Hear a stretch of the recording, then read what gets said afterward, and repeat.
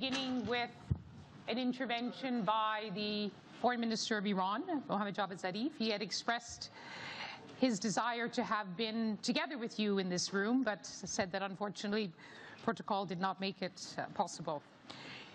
You've now been in the job 3 to 4 months as the Foreign Minister of the Kingdom of Saudi Arabia. Coincidentally or not, that seems to have coincided with a time where the general impression is that Saudi Arabia is looking at dialogue in a much more significant way, whether it's with Iran, whether it's with Qatar, whether it's on Yemen. Would you say there has been a shift in the strategy of the kingdom?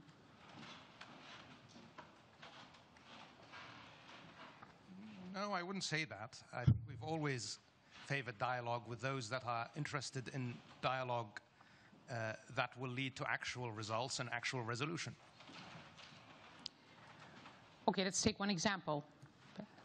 Javad Zarif, the Foreign Minister of Iran, said that that Saudi Arabia had sent a message to Iran after the targeted killing of Qasem Soleimani. He said Iran responded immediately, but then there was silence. What happened? So the only messages we have sent are those that everyone has seen in public. We have sent no private messages to Iran, and our message is quite clear.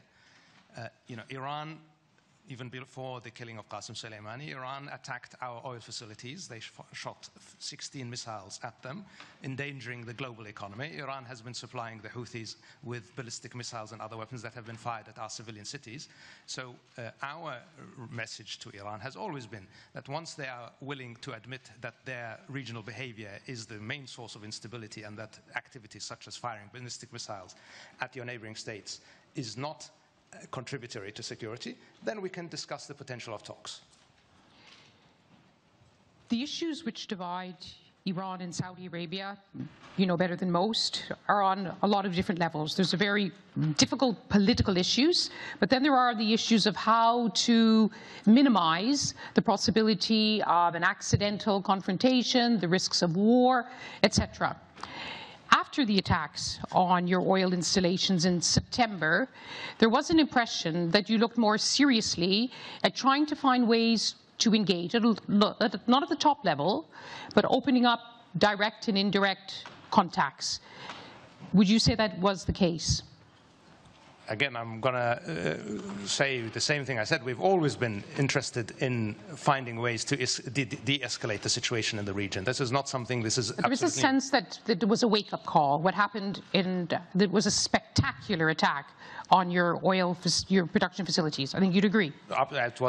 Which made people very nervous. It was very spectacular, and it rightly made people very nervous. It made people very nervous about the recklessness of Iran and its willingness to attack the global economy, not just the Kingdom of Saudi Arabia's neighbors, for no reason, honestly. So, yes, we called after the attacks for de-escalation and for avoiding any further military confrontation, but we had not been calling for military confrontation before the attack, so that there was no change. The only change was that Iran had escalated its aggressive activity. So when you were asked about this at Davos, you said it's up to you when Javad Zarif tweeted about being open to dialogue with our neighbors, complementary ways of reducing tensions. You said it's up to you, that you were also interested. Oh, sure. So absolutely. Where would you begin? You have to begin at a lower level. You're not, unless it's not expected that you will have meetings with Javad Zarif. Where are there intelligence contacts now that are useful? Again, there are no direct contacts as of yet. We are none, but that's not the point. The point is, what are the basis for any contacts? What are the basis for talks? Can we find a mutual understanding for at least what is the cause of instability? If we're going to talk past each other, there's no point to talking. We have a situation where we are constantly being told that we should talk about a regional security architecture, we should talk about mutual, but there is only one party in the region that is actively contributing to that instability. And until we can talk about the real causes and the real sources of that instability, talk is going to be very counterproductive. Has there been a change in your approach to Yemen? Now, there we do understand that there are high-level direct talks between the kingdom and the Houthi officials at a senior level, and that there are also indirect talks. My understanding, we've been told that that has collapsed, but there has been a channel that has been developed. Is that the case? So that's absolutely the case. Since our intervention in Yemen, we have always said that we favor a political resolution, and we favored every political dialogue that was shepherded by, whether it's Martin Griffith or his predecessor, and we'll continue to support that. It's not a shift from the Saudi side. Actually, we saw after the September attacks on our oil facilities, where the Iranians attacked the facilities, but then they asked the Houthis to take the blame for it. And I think that sent a wake-up call to the Houthis that they are not partners with Iran, but they are tools for the Iranian regime to use as they see fit. And that was an incentive for the back channel, which was always present, to activate. And we continue to have that dialogue. There has been some recent escalation, but we are committed to finding a way forward if the Houthis are willing to focus their attention on the interests of Yemen. So our message has always been consistent to the Houthis and to all parties in Yemen, that you should work towards bettering Yemen and towards the interests of Yemen. We may differ on what is in the best interest of Yemen, but that is an argument that is worth having, rather than actuating the agendas of regional players. You have indeed, and we've all heard you talking, many Saudi officials talking about the importance of a political solution, but prosecuting the war on the ground. The impression is that this is something new, that the talks are even at the level of the Deputy Defense Minister, Prince Khalid bin Salman, which is very significant, talking directly to senior Houthi officials. Did that channel make progress? So we have a back channel, and that is at a working level. It's best not to describe at what level it is at this point, but it's still in a back channel level. It's not yet ready to move to the highest level. I think it's making progress. We have seen some deterioration recently, but we are committed to pushing it forward. However, we will, of course, if there is provocation on the ground, we will have to respond. But we are working very, very hard to find a way forward. Would you say, with the military activity by the Houthis in recent weeks, which has caused Saudi Arabia, which, as you know, had reduced its bombardment, to resume it again, would you say that is putting that channel under severe strain? So you're right. We had come to the point where we had reduced our coalition air activity by approximately 98%, so very, very significantly. We continue to be committed to the de-escalatory steps, although, as I said, we will respond when necessary, when there are provocations, whether on the front line or ballistic missiles fired into Saudi territory, which we saw recently. I don't think it's at the point yet where it's endangering the back channel, but we are getting close to that. So it's important that the international community as well focus the attention of all parties in Yemen to the need to pursue the opportunity for a peaceful resolution. Is there a sense in which you want to use the phrase, take Yemen off the table? You are suffering both in terms of prosecuting the war. Yemen is suffering enormously. Your relations with your allies are suffering. Successive resolutions in the U.S. Congress, as you know, calling for the end of U.S. arms sales to Saudi Arabia, which are used in Yemen. It's costing you dearly. Is that all part of why you'd like to resolve Yemen in some way as soon as possible? So our intervention in Yemen was based on an understanding of our national security interests. And we will always protect our national security and the security of our people. That said, again, we, from the beginning, favored a political resolution to the conflict in Yemen. It may be the case that now the ground is more fertile for that political dialogue. As I said, the September attack contributed very significantly to that. So I think it's more about the fact that the ground has been set for it. We have otherwise, I would say, we had always supported moving forward on a political dialogue, all the way to the Kuwait talks. I don't know if you remember some 100 days in Kuwait. Yeah. Yes. So that, in that instance, we also very much favored a resolution that was quite close. But in the end, it didn't work out. So it requires all parties to contribute. It's not just up to Saudi Arabia. Remember, the kingdom, as part of the international coalition, is there to support the legitimate government of Yemen, and we are not there as a party to the conflict, a direct party to the conflict. And in the end, the Houthi movement also has to make a decision that they want to sue for peace rather than dominate the Yemeni scene by force and to impose their will on the people of Yemen. So you're confident with these initial contacts with the Houthis, you believe they do want to find a way out of the war. They want to make a deal with Saudi Arabia to end the war? And then to move on, of course, to broader talks across the country, because from what we understand, you're discussing a limited number of topics. I mean, anything we are talking about now is only to lay the groundwork for a dialogue between the Houthis and the government of Yemen. In the end, it will have to be resolved. As I said, we are there to support the government of Yemen. So any peace will come from an understanding between the Houthi movement and the government of Yemen and the other elements of the Yemeni body politic. Am I more optimistic now? I wouldn't say I am necessarily optimistic, but I'm hopeful, and we're going to push to achieve that goal.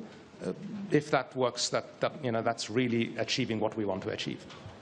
How worried are you about your relationship with Washington, given the criticism in the U.S. Congress, given the across U.S. society, not just about the devastating war in Yemen, but also the killing of Jamal Khashoggi by Saudi agents in the consulate in Istanbul? All of these have really shattered some of your key relationships in the United States. How would you describe your relationships now?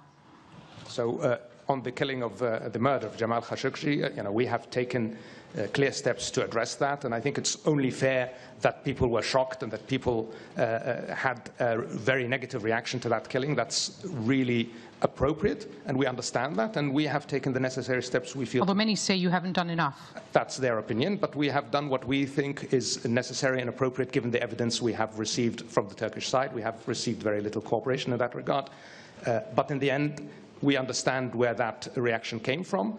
The relationship with Washington, I think, is good. We have, of course, a very good relationship with the administration, but we also have a strong dialogue with both parties in Congress. And we are, the benefits of having such a strong strategic partnership is that we can have honest and open discussions.